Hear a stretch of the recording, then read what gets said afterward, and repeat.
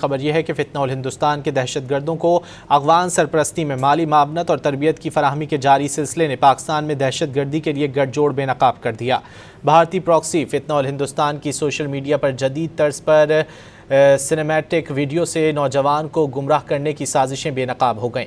فتنہ الہندوستان کی جدید ڈرون زومز، مختلف زاویوں سے ریکارڈنگ، ہائی ڈیفینیشن کوریج اور سنیمیٹک ایڈیٹنگ کی ویڈیو نے سنگین سوالات کو جنم دے دیا ہے۔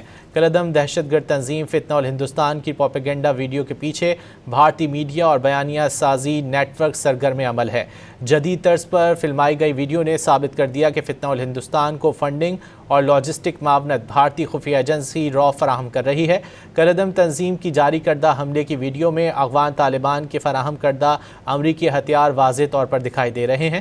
اقوام متحدہ کی رپورٹ کے مطابق متعدد دہشت گرد گروہوں کی افغانستان میں سرگرمیاں پڑوسی ممالک کے لیے مستقل خطرہ ہیں۔ سوال یہ ہے کہ پہاڑوں میں چھپے فتنہ پروروں کے پاس اتنی خطیر رقم، مہنگی ٹیکنالوجی اور بیرونی لاجسٹک آخر کہاں سے آ رہی ہے؟ سگار رپورٹ کے مطابق 2021 میں امریکی افواج کے انخلا کے وقت افغانستان میں تقریباً 7 ارب 10 کروڑ ڈالر مالیت کا فوجی ساز و سامان چھوڑا گیا۔ یہ اسلحہ و ساز و سامان طالبان رجیم کی سرپرستی میں دہشت گرد تنظیموں کے زیر استعمال ہے۔